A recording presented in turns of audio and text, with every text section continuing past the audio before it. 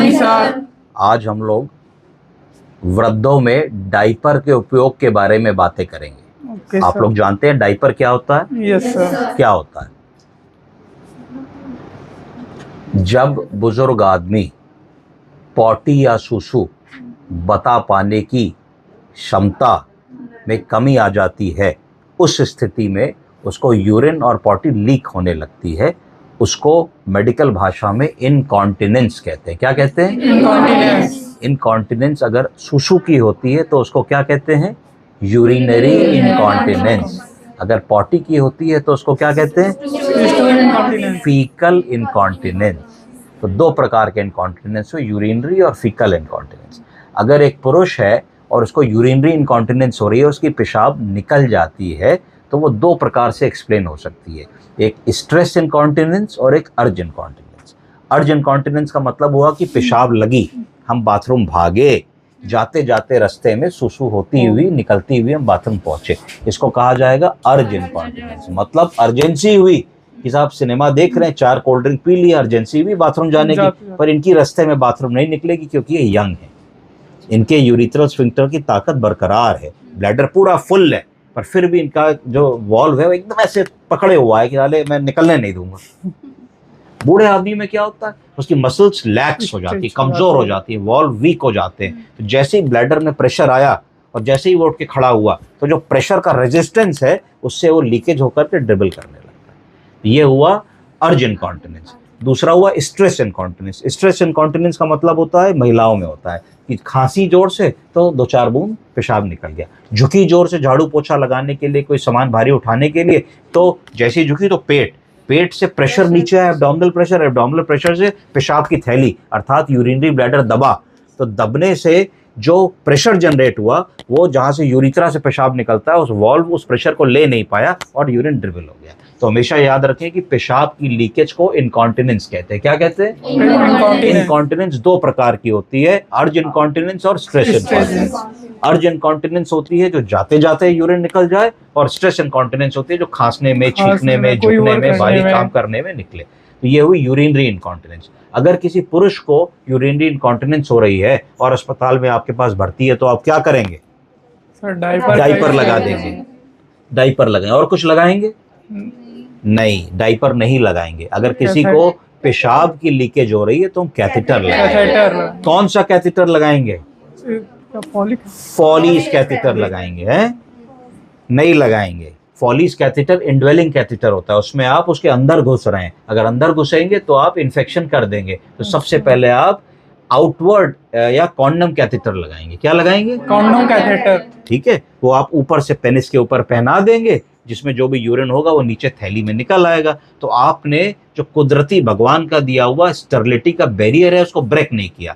Barrier break करने की का मतलब क्या है? बैरियर ब्रेक करने का मतलब है कि ये हमारी किडनी, एक किडनी, ये हमारी दूसरी किडनी, ये यूरिटर, ये ब्लैडर और ये यूरिथ्रा जहाँ से हम यूरिन करते हैं। ठीक है जी, तो ये यूरिनरी ब्लैडर हो गया, ये किडनी हो गई, ये यूरिटर हो गया और ये यूरिथ्रा हो गया।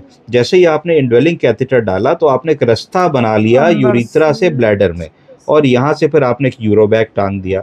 तो क्या हुआ कि बैक्टीरिया जो बिस्तर पे बैठा है वो यहाँ से चला। पेशाब के रास्ते में प्रोटीन होता है, सीक्रेशंस होते हैं, उनमें ताकत होती है, उस सीक्रेशंस को ये ट्यूब में आए, इसको खाने के लिए बैक्टीरिया चला और आपके मरीज को यूटीआई हो गया। तो इनड्वेलिंग कैथेटर आप अवॉइड करेंगे, नहीं डालेंगे, आप उसको कॉन्डम कैथेटर लगाएंगे। कॉन्डम कैथेटर और फॉलीज कैथेटर में क्या फर्क है? सर कॉन्डम कैथेटर हम पेनिस के ऊपर से लगाते हैं, आउटर साइड से, और जो वो कैथेटर है वो अंदर इंसर्ट करते हैं। इंसर्ट करना पड़ता है। क्या इंडिकेशन है कॉन्डम का और क्या इंडिकेशन है फॉलीज का?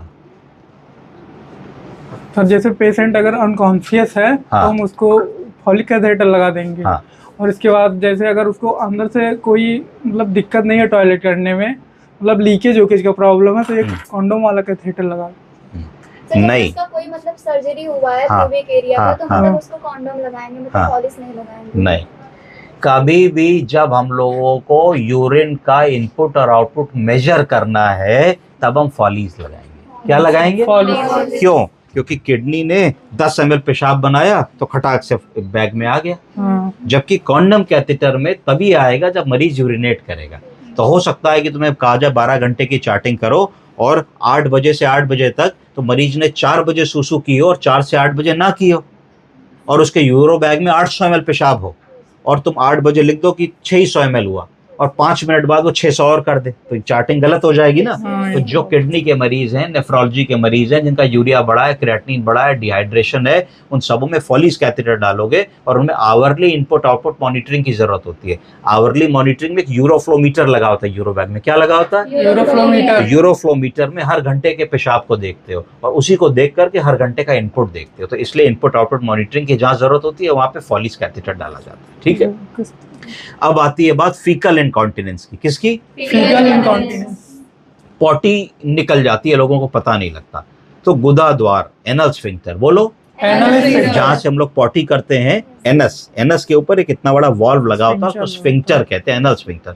तो एनल स्फिंक्टर धीरे धीरे जब उम्र बढ़ती है तो जैसे हार्ट के वॉल्व लूज हो जाते हैं, खालों में झुर्रियां पड़ जाती हैं, मसल्स वीक हो जाते हैं, उसी तरीके से एनल स्फिंक्टर जो है वो वीक हो जाता है। तो जब आदमी गैस पास करता है तो उसके साथ में पॉटी भी निकल जाती है और आदमी को पता नहीं लगता, तो उसको फीकल इनकॉन्टिनेंस कहते हैं। तो इसके कई सारे कारण होते हैं। कई बार ऐसा देखा गया कि आयोनिक कैल्शियम की कमी से एनल स्फिंक्टर पे फर्क पड़ता है, मैग्नीशियम और जिंक की कमी हो जाने से भी एनल स्फिंक्टर की फंक्शनिंग में फर्क पड़ता है। तो कभी भी अगर ऐसा हो तो पहले चिकित्सक देख लें कि कोई रिवर्सिबल कॉज तो नहीं। अगर रिवर्सिबल कॉज है तो उसको करेक्ट करें। कई बार फिस्टुला होता है, पाइल्स होती है, गुदाद्वार की कोई बीमारी होती है, लोकल इन्फेक्शन होता है, इन्फ्लेमेशन होता है, प्रोक्टेटाइटिस हो जाती है, तो उसकी वजह से ये सब बीमारियां हो जाती हैं। तो उसको रिवर्ट करने की कोशिश करें। उसके बाद भी अगर नहीं हो रहा है तो बहुत सारे आजकल सर्जिकल इंटरवेंशंस हैं जिससे हम फीकल इनकॉन्टिनेंस को कवर कर सकते हैं।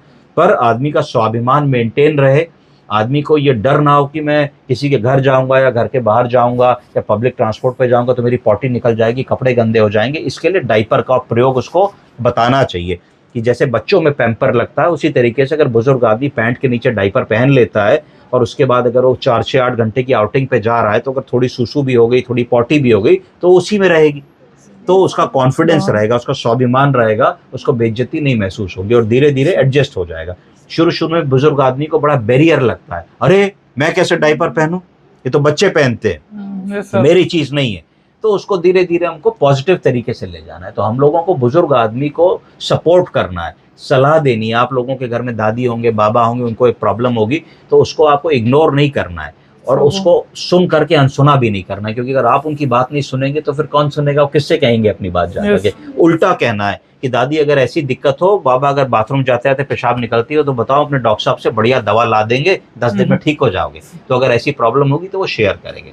इसी तरीके से जब आप लोग अपनी क्लिनिकल प्रैक्टिस में जाएंगे, अस्पतालों में नौकरी करेंगे, पीएचसी सीएचसी में तैनात होंगे, तो भी जब आदमी आएगा, बुजुर्ग आदमी, तो उसे हिस्ट्री टेकिंग में ये कंपोनेंट आप जरूर पूछ लेंगे कि बाबूजी माताजी आपको कोई यूरिन की प्रॉब्लम तो नहीं है, पेशाब लीक तो नहीं हो जाता, खांसते समय निकल तो नहीं जाता है, बार बार तो नहीं जाना पड़ता। 3 मुख्य लक्षण होते हैं, अर्जेंसी, बोलिए, अर्जेंसी, फ्रीक्वेंसी, इनकॉन्टिनेंस। अर्जेंसी का मतलब हुआ भैया लगी तो लगी, रुक नहीं पाएंगे। फ्रीक्वेंसी, भैया रात में हर घंटे उठना पड़ता है बाथरूम जाने के लिए। इनकॉन्टिनेंस, भैया बाथरूम जाते जाते जितनी भी कोशिश कर ले पजामा गीला हो जाता है। तो इन तीनों चीज़ों को हमको मरीज से पूछना है और इसी के हिसाब से उसकी डायग्नोसिस बनानी है। अगर ये तीनों लक्षण हैं तो फिर डायग्नोसिस बनेगी लोअर यूरिनरी ट्रैक्ट सिंड्रोम। क्या बनेगी? Lower urinary tract syndrome, LUTS। और यूटीआई छोटी चीज होती है, यूटीआई का मतलब होता है सिर्फ यूरिनरी ट्रैक्ट इन्फेक्शन। उसके लिए आप पेशाब की जांच कराते हैं रूटीन माइक्रोस्कोपिक की, और उसमें पस सेल्स निकलते हैं। अगर पस सेल्स निकलते हैं तो इसका मतलब होता है कि कॉमनली आपको यूटीआई हो गया है। यूटीआई होने का क्या कॉमन कारण है? ये तो बैक्टीरिया है। कॉमन कारण है कि अगर आपने पब्लिक टॉयलेट यूज किया और सफाई से नहीं यूज किया तो आपको इन्फेक्शन हो जाएगा ना। तो ये सब बचना है, बचाना है। बूढ़े आदमी को आपको काउंसिल करने की जरूरत होती है। ठीक, चलिए, thank you, best of luck.